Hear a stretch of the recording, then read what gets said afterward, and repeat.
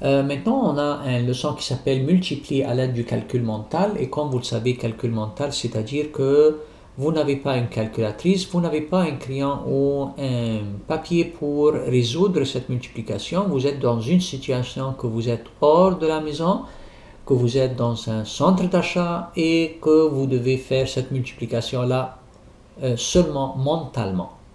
Donc, comment je peux faire ça? Donc, première chose ici, j'ai une multiplication qui dit 15 fois 7. Donc, dans ce cas-là, comme on a dit avant, je peux décomposer le 15 en deux morceaux en disant que 15, c'est-à-dire 5 plus 10. Chacune doit être multipliée par 7 parce que 15 fois 7, c'est-à-dire que je dois multiplier chaque nombre fois le 7. Donc, j'ai besoin de faire quelque chose comme ça. Est-ce que ça c'est facile à faire? Oui, parce qu'on a pris une leçon qui s'appelle la multiplication avec multiple de 10. Donc 7 fois 10 c'est facile, 70. Et 7 fois 5 c'est quelque chose de très connu qui est 35. Donc maintenant, je peux dire quoi? 35 plus 70, ça donne combien? Encore une fois, je peux dire 30 plus 70 plus le 5. Parce que 30 plus 70, c'est très facile, c'est 100. Et 100 et 5, c'est-à-dire 105. Donc ça, c'est la méthode que je dois faire dans cette méthode-là. Une autre stratégie, ça dit quoi? Effectue la multiplication suivante, 16 fois 25. Il y a quelque chose qui est très connu maintenant qui s'appelle la stratégie de la moitié et du double. C'est-à-dire, j'ai 16 fois 25. Si je peux prendre le moitié de 16, ça va être 8. Et je prends cette méthode que j'ai divisée par 2, mais avec la deuxième terme, je multiplie par 2, le double, donc c'est 50.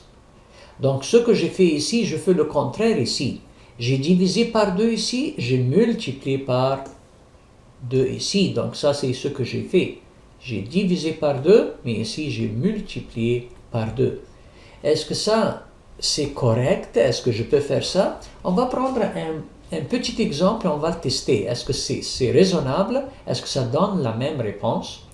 Je sais que 4 fois 5 égale 20.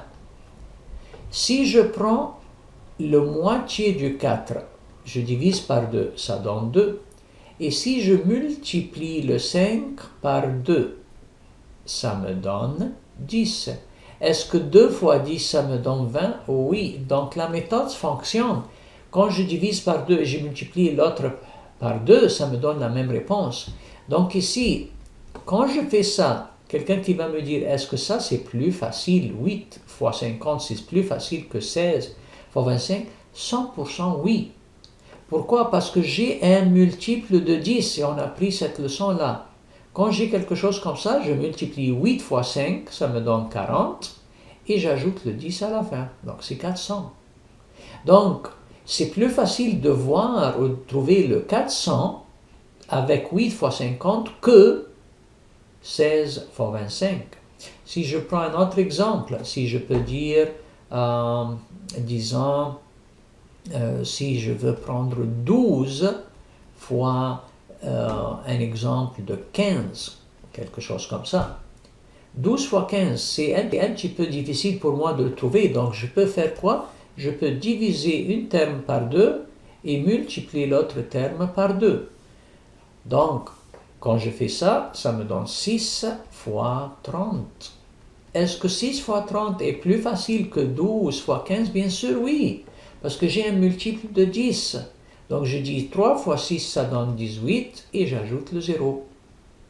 Donc, de trouver 180 avec 6 fois 30, c'est beaucoup plus facile que je le trouve avec 12 fois 15. Très bien. Troisième stratégie, ça dit 28 fois 25.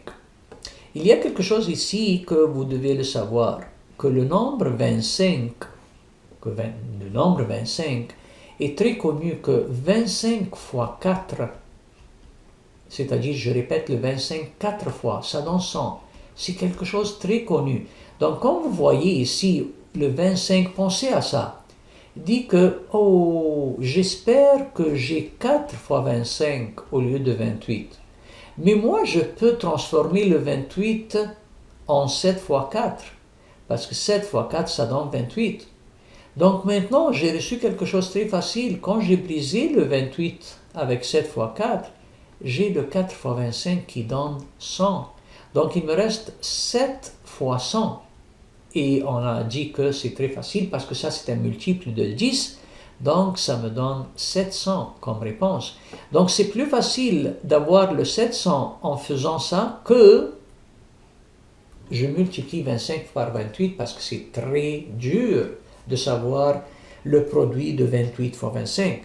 Donc, comme vous voyez, un 25, si vous pouvez briser l'autre nombre avec 4, ça va être fantastique parce que 4 fois 25, c'est égal à 100. Très bien. La dernière stratégie, ici, j'ai un petit problème qui dit Jeanne possède 198 billets. 198 billets. 198 billets. De 5 dollars. Combien d'argent possède-t-elle? C'est-à-dire le nombre fois 5. Waouh! Mentalement, c'est difficile pour moi de faire 198 fois 5 sans papier, sans calculatrice. Mentalement, c'est difficile. Mais il y a quelque chose ici. Je dis que le 198, si je le pousse à 200, et je multiplie 200 fois 5, ça va être très facile. Mais quelqu'un qui va me dire, mais qu'est-ce que tu fais? Tu as ajouté à 190, tu as ajouté 2 pour arriver à 200. Je peux dire, aucun problème. Quand je trouve ça, je peux soustraire après 2 fois 5 pour régler le problème. Donc, maintenant, quand j'ai fait ça, 200 fois 5, parce que 200 c'est un multiple de 10, c'est facile, je peux dire 2 fois 5, ça me donne 10, et j'ajoute le 2 zéros. Puis 2 fois 5, ça donne 10, donc c'est moins 10. Donc, c'est très facile maintenant, je veux dire que ça c'est comme 990. Est-ce que 990 c'est plus facile de le trouver avec cette moyenne-là, ou de le trouver d'ici, qui va être très difficile pour moi pour trouver cette méthode. Donc, ici, je peux dire quoi? Que 5 fois 8, ça donne 40. Donc, je peux dire que si je fais ça un par un, ça me donne 40, je retiens 4. 5 fois 9, ça donne 45. 45 et 4, ça me donne 49, je retiens 4. 5 fois 1, 5, 5 et 4, ça me donne encore 9. Je peux arriver ici en faisant cette multiplication qui est très difficile, mais quand je transfère de 198 à 200, un nombre facile, je sais que j'ai ajouté 2 ou j'ai forcé 2, je peux l'enlever après. Donc 2 fois 5, c'est un nombre très facile, 10, et 200 fois 5, c'est un nombre très facile, 1000. 1000 moins 10, ça me donne 990. Donc, mentalement, on a beaucoup de stratégies. La première stratégie que je décompose un nombre des deux pour avoir des nombres plus faciles, ou bien j'utilise la moitié et le double, qui est une stratégie très connue, ou bien quand je trouve un nombre comme 25, j'essaie de trouver 4 parce que 4 fois 25 égale 100, si c'est possible, parce que parfois le premier nombre, c'est pas divisible par 4, donc je ne peux pas le faire. Ou bien d'ajouter quelque chose et de l'enlever après.